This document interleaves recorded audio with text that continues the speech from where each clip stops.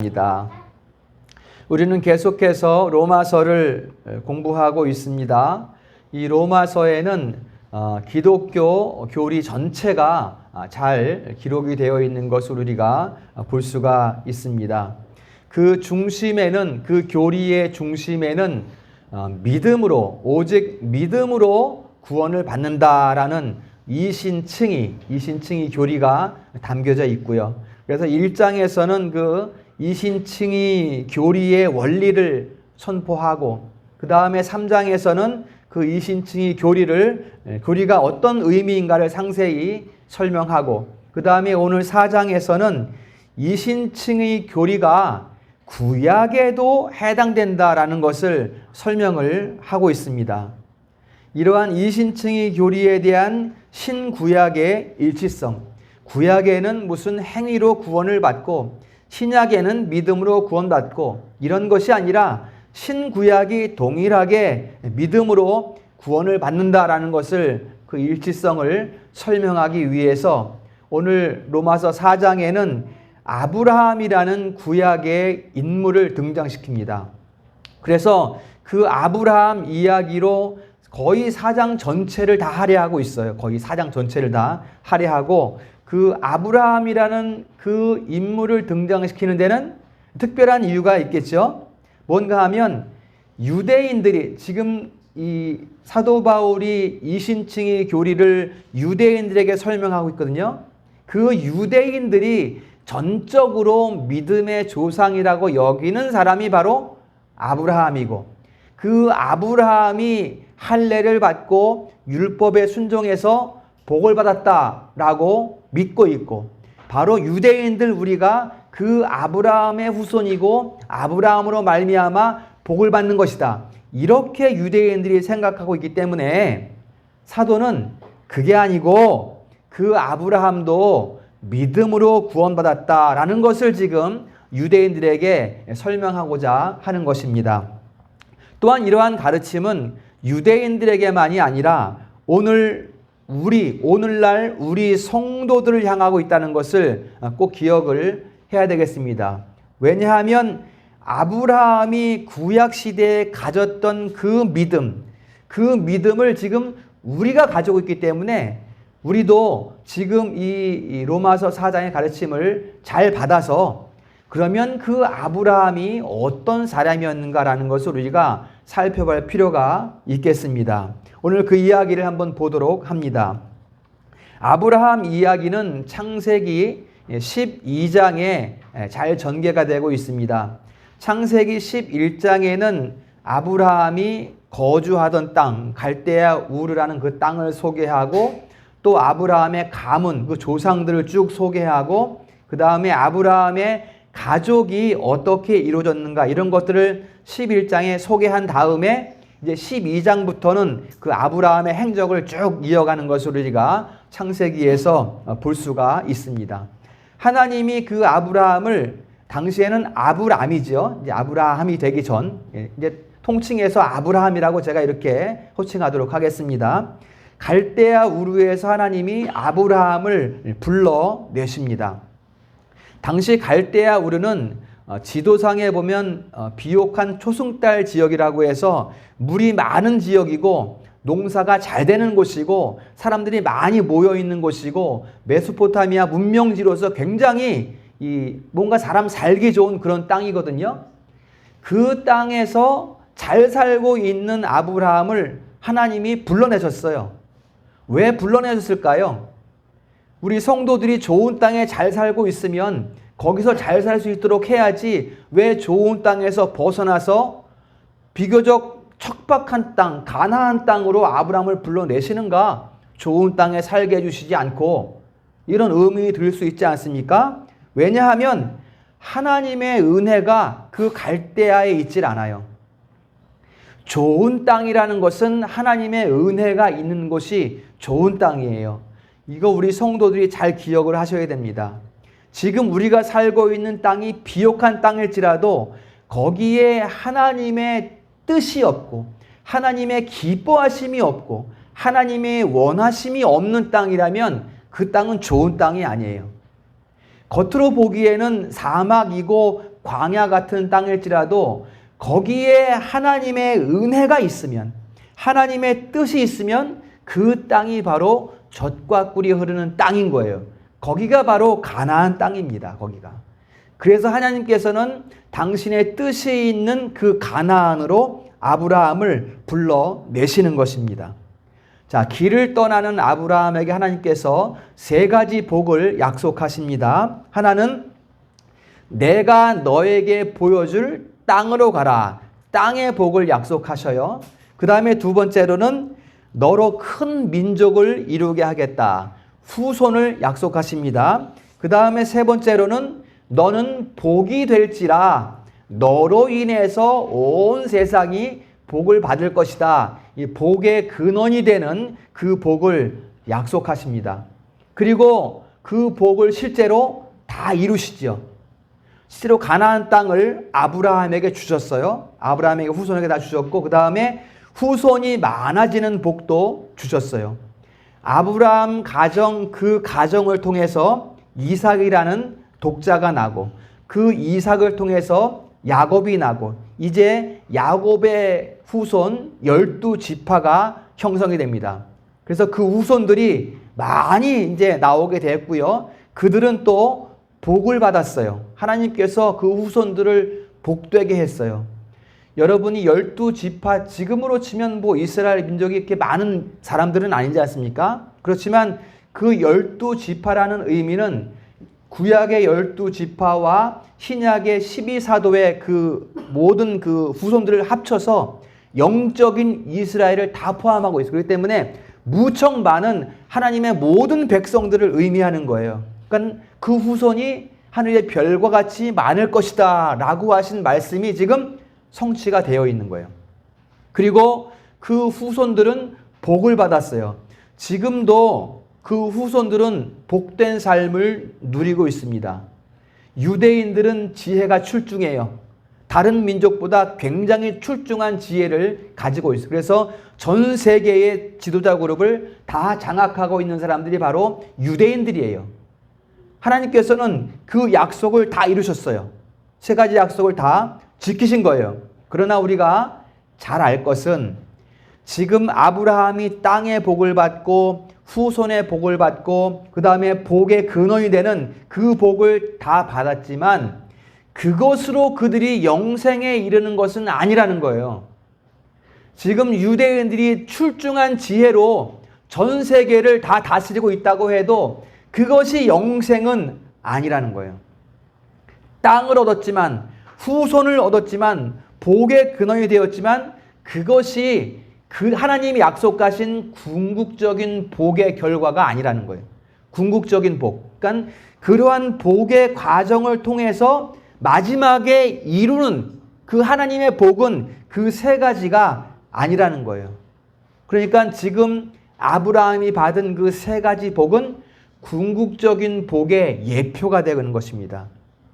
즉 하나님의 모든 백성들, 그리스도 안에서 하나님의 자녀된 모든 백성들이 받을 그 복의 예표가 지금 아브라함에게 약속된 세 가지 복이라는 거예요.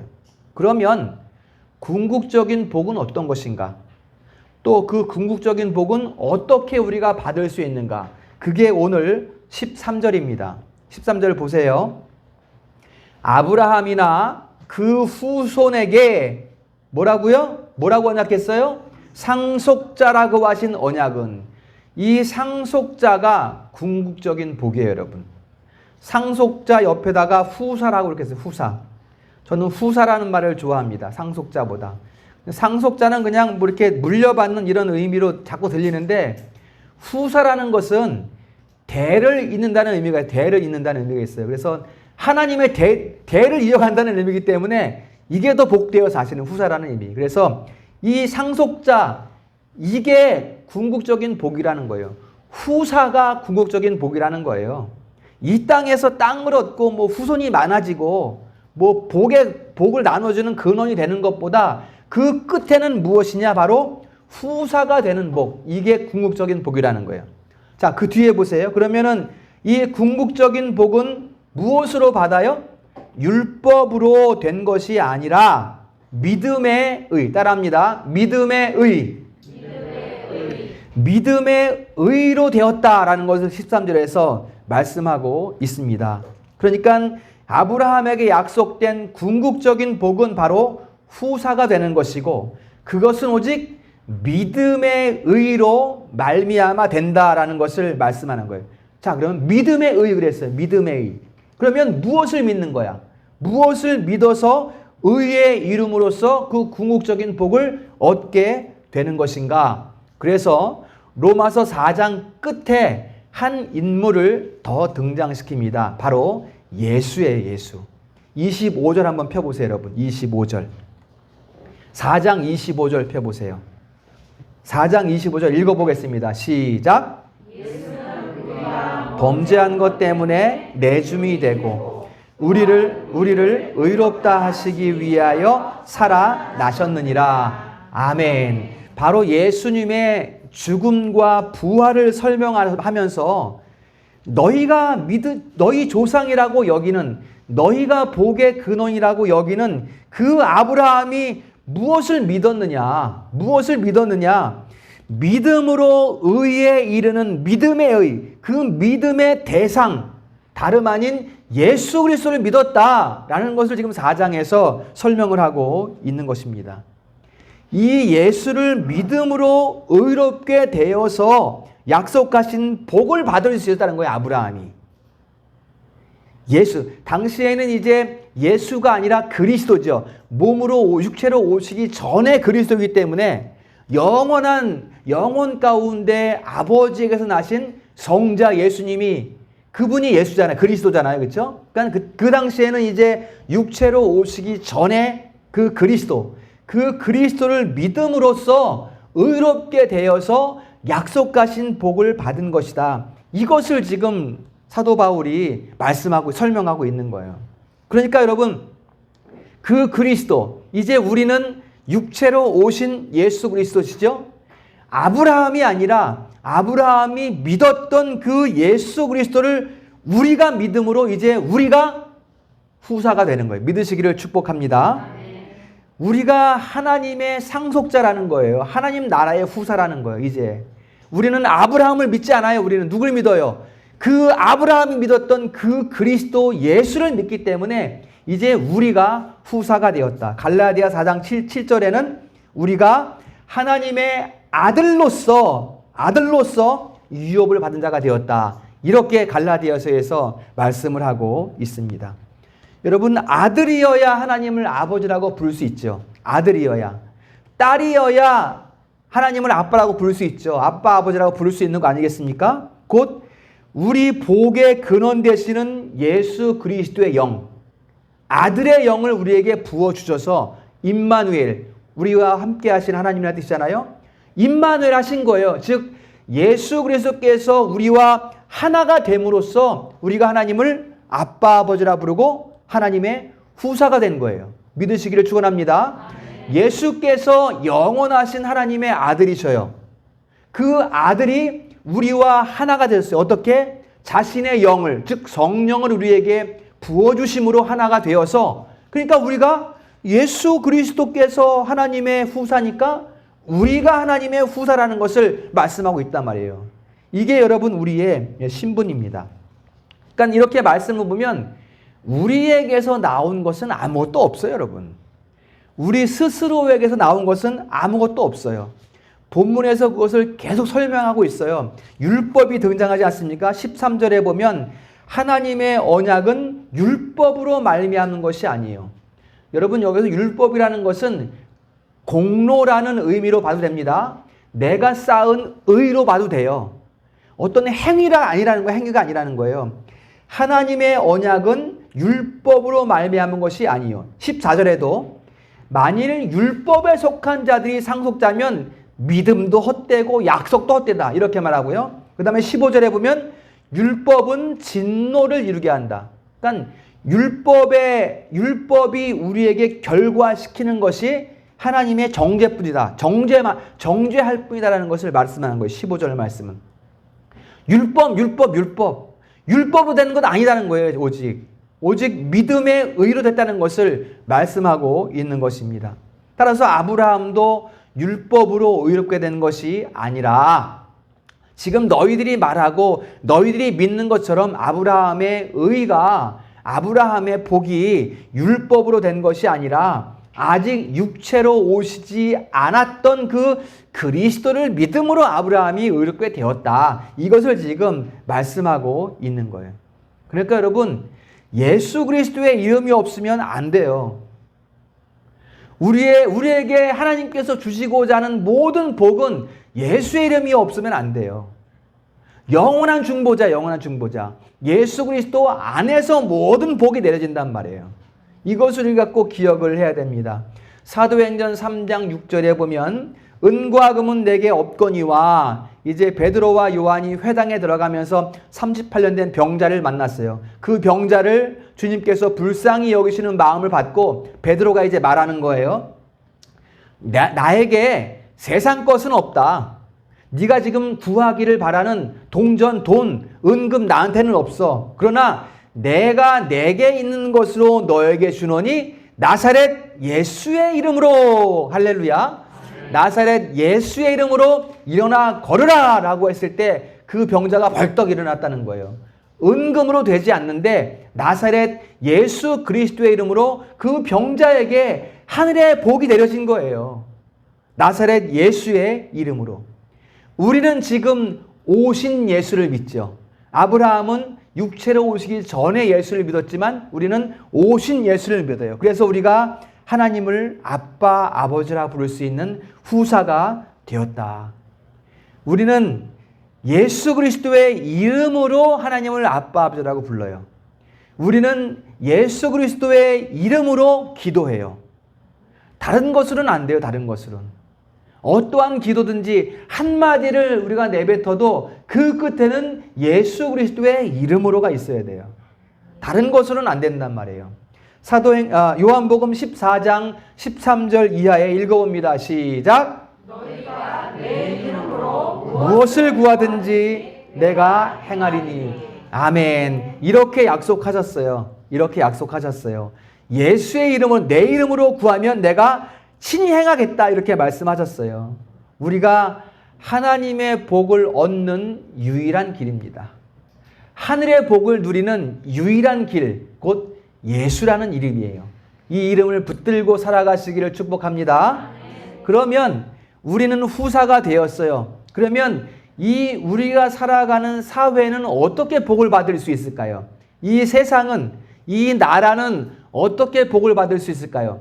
여러분, 지금 우리나라는, 우리 대한민국은 복받은 나라인데 복받은 나라로 살아가고 있는 것 같습니까? 안 그런 것 같지요? 왜 자꾸만 이 나라에는 어려움이 휩싸이고 정치 경제 맨날 죽는 소리만 하고 있을까요? 여러분, 창세기 12장 3절 읽어보겠습니다. 시작.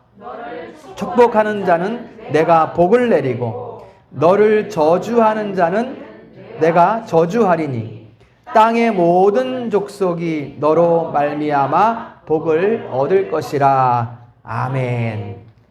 하나님 나라의 후사, 즉 교회입니다. 성도예요. 작게는 한 사람의 성도고 조금 크게는 교회를 말하는 것입니다. 하나님 나라의 후사를 축복하면 그 나라가 복을 받아요. 믿으시기를 축복합니다.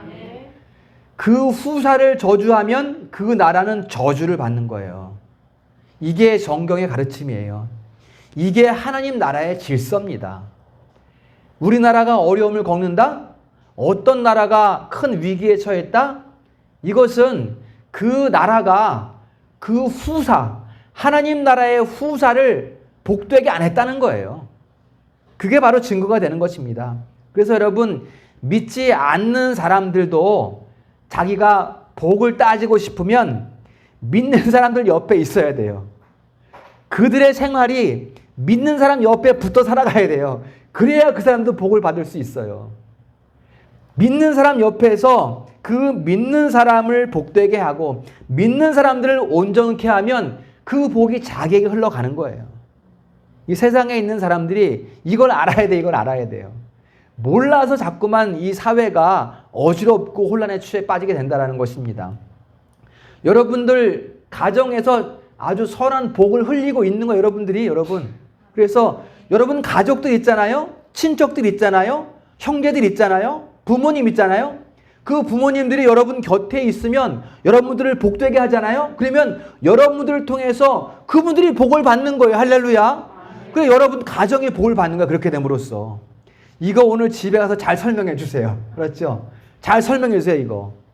우리가 여러분 아브라함이 복의 근원이었으면 우리가 복의 근원이잖아요. 우리가 하나님의 후사니까. 하나님 나라의 후사니까. 이것을 우리가 꼭 잘 기억을 하고 잘 복을 흘려보낼 수 있기를 축복합니다. 성경 가운데에서 이 복을 흘려보낸 가장 대표적인 인물이라면 기생 라합을 들 수 있습니다. 여호수아기에 보면 기생 라합이 있습니다. 가나안 여인이에요. 이방 여인이었어요. 우상이 가득한 나라에 살고 있던 가나안 여인 라합이거든요. 또 기생이었어요. 기생. 자, 이제 여호수아가 여리고에 정탐꾼을 파송합니다. 정탐꾼을 파송하는데 들켰어요. 여리고 왕한테 들켰어. 그래서 막 도망을 치다가 라합의 집으로 들어갔어요. 그런데 이 라합이 정탐꾼들을 숨겨주고 그들을 축복하고 그들의 신 여호와 하나님을 인정했어요. 이 라합이. 왜냐하면 이제 2장에 나오는 이야기가 이렇습니다. 라합이 정탐꾼들에게 이렇게 얘기합니다. 여호와께서 너희가 애굽에서 나올 때 여호와께서 홍해 물을 마르게 한 것 지금 온 세상에 다 소문났다. 그리고 너희들이 광야를 지나서 저 요단 동편 아모리 족속 시온 왕과 옥을 너희들이 다 쳐부순 것 다 소문났다. 지금 이 여리고 사람들이 벌벌 떨고 있다. 이렇게 말을 한 다음에 이 라합이 뭐라 그러냐면 자, 내가 너희를 숨겨줬으니까 너희들도 증표를 내라. 여호와의 이름으로 증표를 내서 너희들이 여리고성을 공격할 때 우리 집을 해치지 않는다는 것을 약속해라. 이렇게 라합이 얘기를 해요. 여호와의 이름을 인정하면서 이것을 정탐꾼들에게 약속을 요구합니다. 그래서 나중에 여리고성이 멸망할 때 이 라합이 창에 붉은 줄을 내려서 싹 다 여리고성이 무너지고 다 멸망하는데 이 라합과 그녀의 집사람들, 그 집안에 있는 모든 사람들이 구원을 받게 되었다라는 것이 여호수아 2장에 기록이 되고 있습니다. 그래서 여러분 이 라합 아무것도 아닌 라합이잖아요. 아무것도 아닌 라합. 이 라합의 후손에게서 누가 나옵니까? 이 라합이 살몬과 결혼해요. 살몬은 이 여호수아 정복 전쟁 때 큰 공을 세운 사람이거든요. 라합이 살몬과 결혼해서 보아스를 낳습니다. 보아스가 누구예요? 룻을 이제 아내로 맞이한 이방인 룻을 맞이한 보아스잖아요. 예루살렘의 거부였고 그 보아스에서 또 누가 나옵니까? 이새가 나와요. 이새가 누구의 아버지예요? 다윗의 아버지예요. 그리고 그 다윗의 후손에서 결국은 마태복음 1장에 보면 예수님의 족보에 라합이 올라가요, 여러분. 이거는 엄청난 축복 아닙니까, 이거? 라합의 이름이 올라가서 그 후손에서 예수님이 나십니다. 이것이 하나님 나라의 백성을, 그러니까 하나님 나라의 후사를 축복한 그 사람이 받는 복이라는 것을 성경이 설명하고 있어요. 결국 라합은 자기 믿음의 의로서 후사의 복을 받은 거예요. 아니었지만 이방 여인, 버려진 여인이었지만 하나님 나라의 백성들, 자녀들을 잘 돌봐주고 그들에게 축복함으로써 자기가 도리어 후사가 되었다. 이것을 성경이 증거하고 있습니다. 여러분 이제 우리도 이 예수를 믿는 믿음의 의로 말미암아 후사의 자리에 서게 되었습니다. 믿으시기를 축복합니다. 우리도 라합과 같이 이방인이었잖아요. 우리도. 그러나 예수 그리스도의 의로 말미암아 우리가 믿음의 의로서 우리가 후사가 되었다. 그래서 에베소서 3장 6절에 보면 함께 읽어봅니다. 시작. 예수 안에서 함께 상속자가 되고 함께 지체가 되고 함께 약속에 참여하는 자가 됨이라. 아멘. 이게 우리가 받은 궁극적인 복이에요. 여러분, 우리는 이 세상의 땅이나 또 자손의 복이나 또는 복을 흘려 내려보내는 복이나 다 가지고 있어요. 그걸 가지고 있대 거기에 빠져 있으면 안 되고 이 함께라는, 함께 후사가 되고 함께 지체가 되고 함께 약속에 참여하는 이 궁극적인 복을 바라볼 수 있기를 축복합니다. 이 복을 우리에게 주시기 위해서 하나님께서는 아브라함과 그의 후손을 세우셨고 이제 예수 그리스도께서 오셔서 이루신 그 의를 우리에게 주심으로 말미암아 이제는 우리가 이 함께의 복을 받게 하신 것입니다. 이 함께의 복. 자, 그러면 이제 우리가 이 복을 누릴 수 있어야 되지 않겠어요? 이 복을 누려야 되지 않겠어요? 이 복은 당연히 천국에서는 누리겠지만 천국에 가면 사망도 없고 눈물도 없고 애통하는 것이나 곡하는 것도 없고 하나님 장막에 거하니까 당연히 천국에서는 이 복을 누리겠지만 함께의 복을 누리겠지만 이 땅에서도 그 복을 누려야 한다는 것입니다. 이 땅에서. 이 땅에서 우리 성도들이 이 함께라는 말씀의 복을 누릴 수 있기를 축복합니다. 그리고 한 가지 기억할 것은 이 복이 우리에게 주어진 데에는 아까도 말씀드리고 계속 말씀하고 있지만 이 함께 자리에 있게 된 것은 율법으로 말미암은 것이 아니라는 것을 꼭 기억하셔야 돼요. 우리의 행위, 우리의 의, 우리의 공로로 된 것이 아니라는 것을 잊으면 안 돼요. 잘 잊어버리거든요, 사람들이. 잘 잊어버려요. 그래서 내가 뭐 교회에서 뭐 무슨 지도자가 되고 뭐 어느 부서에 맡아서 내가 책임을 져서 뭐 자꾸만 뭐 나타내 보이고 싶고 이런 것으로 되는 것이 아니라는 것을 성경이 오늘 말씀하고 있어요. 그러면 여러분, 하나님께서 율법은 왜 주셨을까요? 율법은 왜 주신 거예요? 필요 없잖아, 율법 그러면? 그게 아니라 법이 없으면 사람은 질서가 없어요. 질서가 없어져. 우리에게 율법을 주시지 않았으면 교회의 질서가 무너져요. 질서가 없다는 거예요. 법이 없으면 어떤 게 복된 삶인지를 몰라요. 그래서 율법을 주신 거예요. 그래서 하나님과 더불어 사는 것이 복된 것이구나. 아, 평강을 누리는 것이 복된 것이구나. 이것을 가르쳐 주는 것이 율법이라는 것입니다. 그래서 여러분, 참 성도는, 참 신자는, 즉 법 아래 살아가는 성도는 세상 것을 자랑하지 않습니다. 우리 성도들 그렇잖아요. 세상 것을 결코 자랑하지 않아요. 무엇을 자랑합니까? 법이 없으면 세상 것 자랑하거든요. 법이 없으면 재산 자랑하고 뭐 좋은 집 자랑하고 자동차 자랑하고 뭐 우리 애가 서울대학 갔어, 카이스트 갔어, 이런 거 자랑해요. 법이 없이 살면 그렇거든요. 그러나 우리는 법 아래, 율법 아래 살기 때문에 우리는 평안을 자랑해요. 할렐루야. 주께서 주시는 평강을 우리는 자랑하고 모여서 밤에 깊이 기도하는 것 좋아하고 함께 모이기를 힘쓰고 예배에 힘쓰고 이것을 우리가 자랑스럽게 생각한단 말이에요. 이 세상의 자랑과 아닌 다른 모습을 우리가 가지고 있다는 것입니다. 다만 이 우리가 자랑하고 있는 이러한 것들이 율법으로 된 것은 아니다. 율법을 통해서 깨달았지만 그 율법이 우리를 평안하게 하거나 그 율법이 우리를 복되게 하거나 그 율법이 우리를 거룩하게 하거나 그것은 아니라는 것을 오늘 성경이 계속해서 말씀하고 있는 것입니다. 그러면 무엇으로? 율법이 우리에게 알게 한 것을 믿음으로 말미암아. 그렇죠. 그거예요, 지금. 그 율법이 우리에게 무엇을 알려줘요? 예수 그리스도를 알려줘요. 그러면 그 예수 그리스도를 우리가 믿음으로 말미암아 의에 이르고 언약의 후손이 된다. 이것이 오늘 13절에 믿음의 의 이렇게 말씀하는 거예요.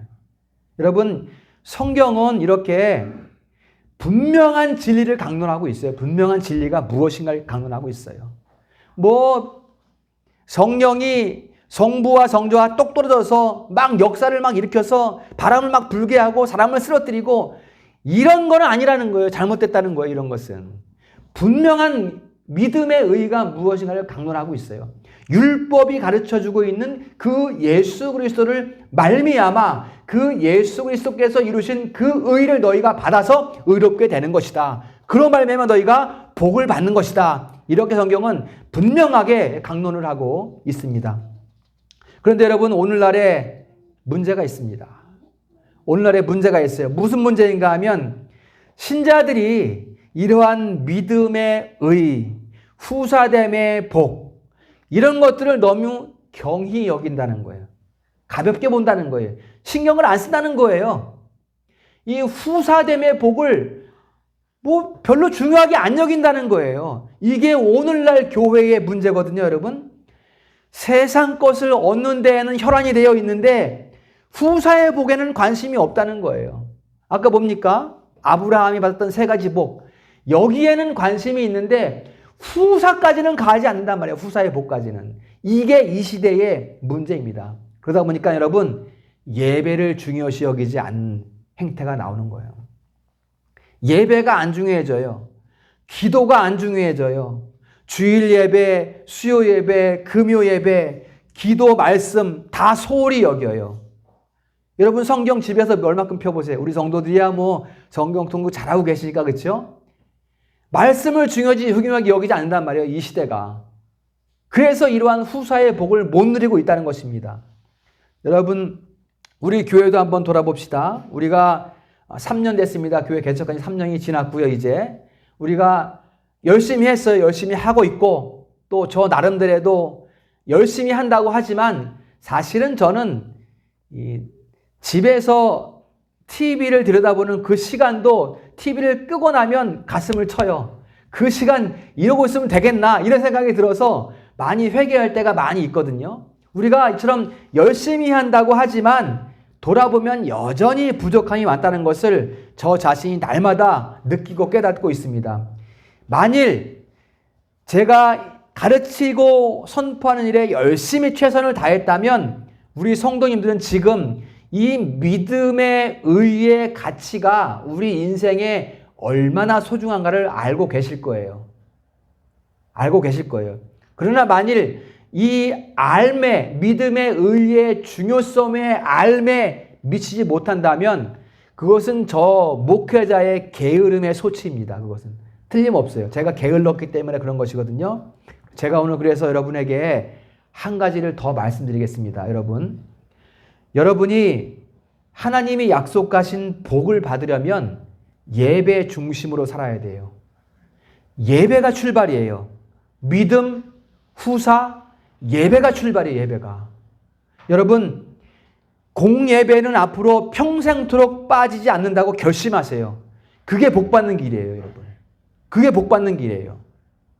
거기가 출발이에요. 거기가. 예배가 출발이에요. 여러분. 그러나 여러분, 분명히 제가 말씀드릴 수 있습니다. 오늘날 이 사회는, 사회 구조가 갈수록 예배 드리기 어렵게 만들고 있어요. 그렇지 않습니까? 그래서 성도님들이 주일 성수하는 게 결코 쉽진 않아요. 쉬운 일은 아니에요. 제가 잘 알고 있어요. 저도 이 회사 생활 다 해봤기 때문에 잘 알고 있고 여러분들의 그러한 형편을 다 이해해요. 그러나 제 마음속에 아쉬움으로 찾아오는 것이 무언가 하면 여러분들의 중심이 연약해져 가고 있는 것은 아닌가라는 거예요. 중심이. 주일 예배에 나오지 못하는 중심의 연약함도 있어요. 그러나 주일 예배에 나오지만 연약한 중심을 가지고 있을 수 있다는 것입니다, 여러분. 이걸 제가 말씀 준비 가운데 큰 아쉬움으로 다가왔다는 거예요. 저 자신으로부터의 소치도 있지만, 부족한 소치도 있지만, 그것으로 인해서 성도들의 그 마음 중심이 연약해져 가고 있는 것은 아닌가. 이러한 아픔이 제 마음속에 다가왔다라는 것입니다. 여러분, 그래서 예배를 사모하셔야 돼요. 예배를 사모하시기를 축복합니다. 그냥 다니는 게 아니라 사모해야 돼요. 그냥 다니는 게 아니라 사모해야 돼요. 믿음을 더욱 굳게 하고 모이기를 힘써야 됩니다. 여러분, 하나님이 우리를 붙드시고 우리를 은혜 가운데 거하게 하시는 것은 바로 여기에 있어요. 예배를 사모하는 가운데 나타난다는 것입니다. 자, 16절 보겠습니다. 어떻게 하나님께서 우리를 은혜에 속하게 하시는가?